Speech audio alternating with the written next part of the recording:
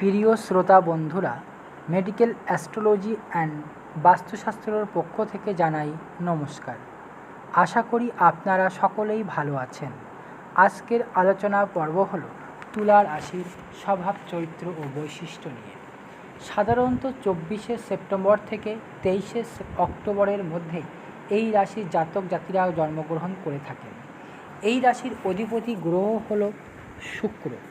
শুভ রত্ন হীরা, সাদা পোকরাজ, ইন্দ্রলীলা ও মুনস্টোন। শুভ রং সাদা, কমলা ও লাল। শুভ সংখ্যা 1, 2, 4 ও 7।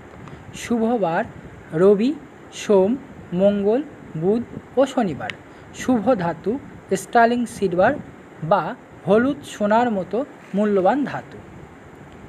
শিল্প এবং নকশায় ডিগ্রি ও বিভিন্ন ধরনের আইন ও বিচার বা বিজ্ঞাপন এবং জনসংযোগ নিয়ে পড়াশোনা করলে তুলা রাশির ব্যক্তিরা সফলতা অর্জন করতে পারে।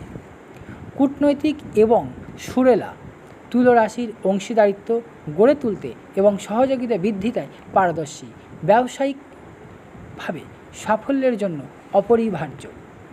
বিবাহিত জীবন তুলা রাশির জাতক ও জাতিকারা বৃষ বা মকর রাশির জাতক জাতিকাদের সাথে বিবাহ বন্ধনে শুভ বলে মনে করা হয় এবং তুলা রাশির মহিলারা সর্বদা দয়ালু, বুদ্ধিমান এবং